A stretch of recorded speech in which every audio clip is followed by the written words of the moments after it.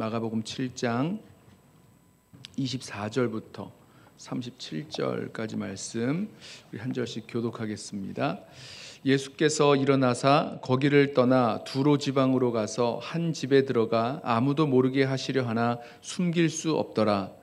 이에 더러운 귀신 들린 어린 딸을 둔 한 여자가 예수의 소문을 듣고 곧 와서 그 발 아래에 엎드리니 그 여자는 헬라인이요 수로보니게 족속이라. 자기 딸에게서 귀신 쫓아내 주시기를 간구하거늘 예수께서 이르시되 자녀로 먼저 배불리 먹게 할지니 자녀의 떡을 취하여 개들에게 던짐이 마땅치 아니하니라. 여자가 대답하여 이르되 주여 올소이다마는 상 아래 개들도 아이들이 먹던 부스러기를 먹나이다. 예수께서 이르시되 이 말을 하였으니 돌아가라. 귀신이 내 딸에게서 나갔느니라 하시매 여자가 집에 돌아가 본즉 아이가 침상에 누웠고 귀신이 나갔더라.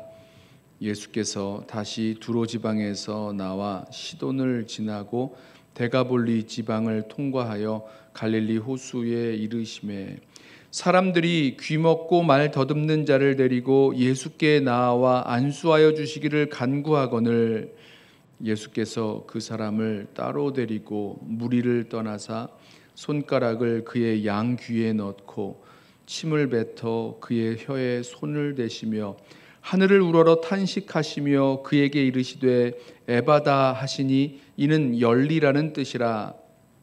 그의 귀가 열리고 혀가 맺힌 것이 곧 풀려 말이 분명하여졌더라.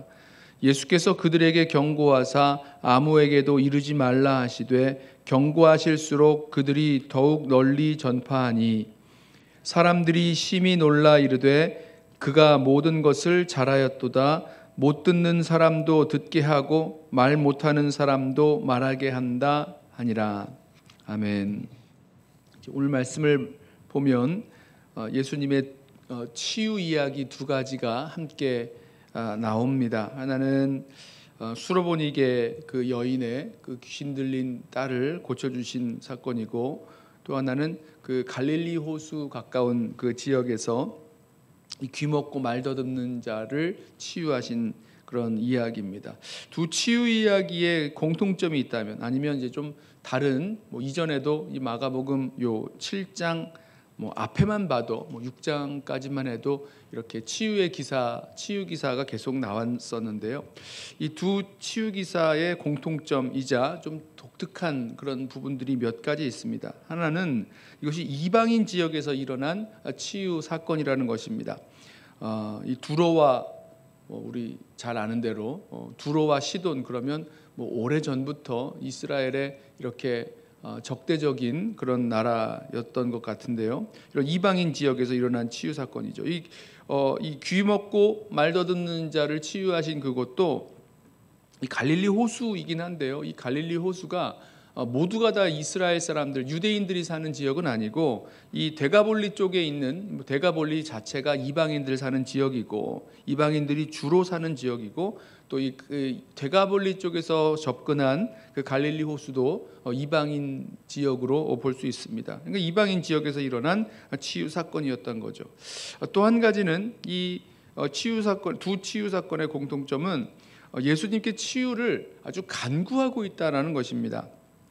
이 귀신 들린 딸을 둔 이 수로보니게 여인이 나올 때부터 예수님 발 아래 엎드리죠. 그리고 나서 예수님이 말씀하실 때에 예수님이 그 간구했을 때에 예수님께서 자녀의 떡을 취해서 개들에게 주는 것이 마땅치 않다라고 말했음에도 불구하고 개들도 그 주인의 상에서 떨어진 그 부스러기를 먹습니다. 그러면서 예수님께 다시 한번 끝까지 간구하는 그런 모습을 보여주죠. 이 귀먹고 말 더듬는 자의 치유도 마찬가지입니다. 예수님께 나와서 여기 보면 안수해 달라고 간구를 했대요. 몇 절이었죠? 32절을 보면 이 귀먹고 말 더듬는 자를 데리고 나와서 안수하여 주시기를 간구하거늘 말씀합니다. 이 간구하는 그런 모습을 보여줍니다. 치유를 간구하는 거죠. 그리고 이 치유하시는 그 모습을 보면 굉장히 독특한 그 둘 다 독특한 사건, 또 독특한 그 치유 기사가 나옵니다.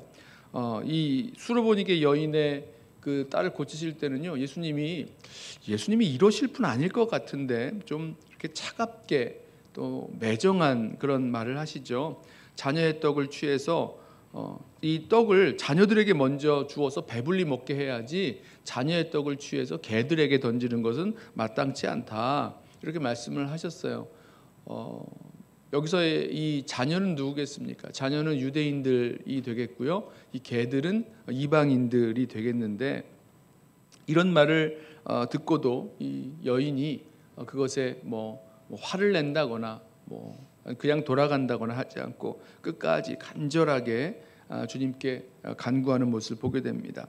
또 이 귀먹고 말려듣는 자의 그 치유 사건에서도 이 치유하시는 그 모습이 되게 독특해요. 이 사람을 예수님께서 따로 데리고 가셔가지고 손가락을 그의 양 귀에 넣고 또 침을 뱉어서 그의 혀에 손을 대신 후에 하늘을 우러러 에바다, 열리라, 이 말씀을 하시니까 그제서야 그때 이 치유 사건이 일어나는 것을 보게 됩니다.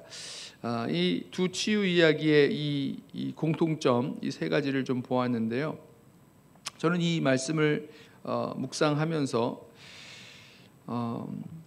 이 사람들이 어떻게 이렇게 간절한 마음이 들을 수 있었을까라는 생각을 좀 해보게 됐습니다. 무슨 말씀이냐면, 수로보니게 여인이 그 자신의 그 귀신 들린 딸을 고치기 위해서 예수님께 나왔을 때, 그리고 이 귀먹고 말더듬는 자를 사람들이 데리고, 이방인들이겠죠, 이들이 이 귀먹고 말더듬는 자를 주님 앞에 데리고 나왔을 때 어떻게 이렇게 간절한 마음이 그들에게 있었을까라는 생각을 해보게 됐어요.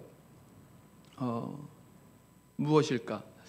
저는 그 이유가, 이런 기회가 예수님을 만나고 또 예수님께 그 치유함을 받을 수 있는 이런 기회가 이들에게는 늘 있을 수 있는 그런 기회가 아니었겠다라는 생각이 먼저 들었습니다. 그렇죠? 예수님 사역의 주 무대가 어디입니까?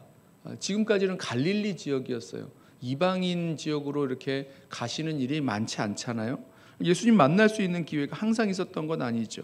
항상 있는 기회가 아니었고, 지금 예수님을 만날 수 있었던 그 시간이 너무너무 특별했던 시간이었다라는 생각을 해보게 됩니다. 그러니까 간절한 거죠. 그리고 이 예수님만이 자신들이 가지고 있는 이 정말 어려운 문제, 왜 안 그렇겠습니까? 더러운 귀신 들린 그 딸이 지금 침상에 누워 있어요.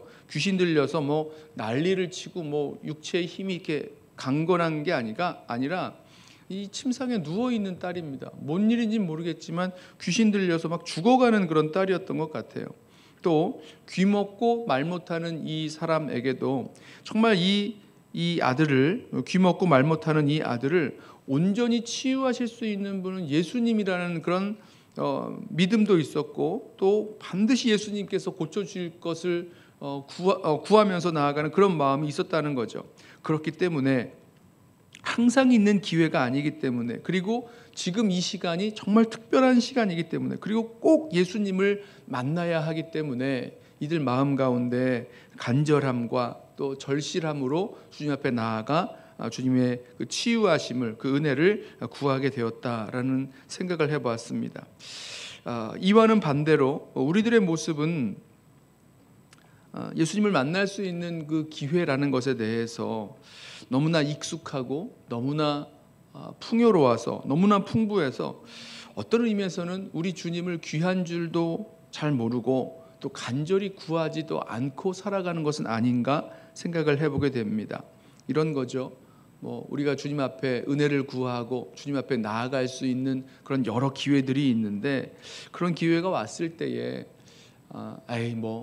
이번엔 이런 문제가 있으니까, 이렇게 좀 쉽지 않으니까 다음 기회에 하자, 다음 기회에 이렇게 좀 해보자라고 하면서 쉽게 미루어 버리고 포기하고 이런 것은 아닌가, 이런 생각을 해봅니다.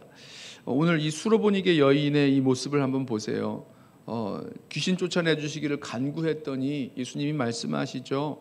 자녀들에게 떡을 먼저 주는 것이 마땅하지, 이렇게 자녀들의 떡을 가져다가 개에게 던지는 건 마땅하지 않다, 이렇게 말씀을 하셨습니다. 그러면 이 여인의 마음이 되게 상했겠죠. 뭐 이스라엘 사람들이 가지고 있는 이런 아주 전형적인 그런 이방인들을 멸시하는 그런 표현으로 들을 수 있을 것입니다. 유대인들은 이방인들을 상종하지 않습니다. 개로 여기고 부정하기 때문에 같이 식사도 하지 않고, 뭐 이방인들은 지옥의 땔감으로나 쓸 사람들로 여기면서 살아갑니다. 게다가 이 여인이 헬라인이고 수로보닉의 여인이 수로보닉의 족속이다라는 얘기는 정말 100% 이방인이란 얘기거든요. 그러니까 이 이방인 중에서도 이방인, 그리고 여인이고 또 이 더러운 귀신 들린 딸을 두었다는 것은 유대인들이 보기에는 정말 이 부정하기에 이루 말할 수 없는 그런 여인인 거죠. 자, 이런 여인에게 예수님 하신 이 말씀을 듣고 이 여인이 그래, 뭐 나는 뭐 부정해, 나는 뭐 개 같아, 뭐 이러면서 자기 자신을 막 포기한다거나 뭐 낮춘다거나 이런 거 아니고요. 정말 겸손하게 예수님께 다시 한번 그 은혜를 구하면서 나아갔던 그 모습, 우리 함께 기억하기를 원합니다. 우리가 하나님 앞에 나아가고 또 우리 주님 앞에 나아갈 수 있는 그런 기회가 항상 있는 것 아니고요. 우리가 다음에 또 다음에 이렇게 계속 미루고 또 포기하고 나아가 버린다면 영영 이런 기회가, 주님 앞에 나아가 은혜를 받을 수 있는 그런 기회가 다시 오지 않을 수 있다는 것, 우리 마음에 붙들길 원합니다. 그래서 지금 우리에게 주시는 이 은혜의 그 기회들, 우리 사도 바울이 고린도 교회 성도들에게 말씀했던 대로 보라, 지금은 은혜 받을 만한 때요 구원의 날이로다 라고 말씀했던 그대로 정말 우리에게 주신 이 은혜 받을 수 있는 그 기회들을 놓치지 않고 간절한 마음으로 나아가기를 원합니다. 그게 믿음인 거죠. 주님을 향한 믿음, 주님을 향한 그 신뢰하는 그 믿음 가지고 간절하게 주님을 구하면서 나아갈 수 있는 저와 여러분 되시기를 예수님의 이름으로 부탁하며 축원합니다. 기도하겠습니다. 사랑하는 주님, 우리 주님을 귀하게 여기지도 아니하고 또 주님의 은혜가 필요함에도 불구하고 간절히 구하지 않고 이럭저럭 미루면서 살아왔던 우리들의 모습들 돌이켜 봅니다. 주님, 지금이 은혜 받을 만한 때요 구원의 날이로다 말씀하시는 그 말씀 그대로 우리 삶에서 주님 앞에 나아가 간절히 주님의 은혜를 구하고 정말 우리 삶의 모든 순간에 우리 주님이 필요한 것을 다시 한번 고백하며 주님과 함께 믿음의 여정 걸어갈 수 있도록, 또 주님의 은혜를 늘 구하며 믿음의 여정 걸어갈 수 있도록 우리 모두를 붙들어 주옵소서. 감사하며 예수님의 이름으로 기도드리옵나이다. 아멘. 이 시간에 먼저 오늘 주신 말씀 붙들고 기도하며 나아가겠습니다.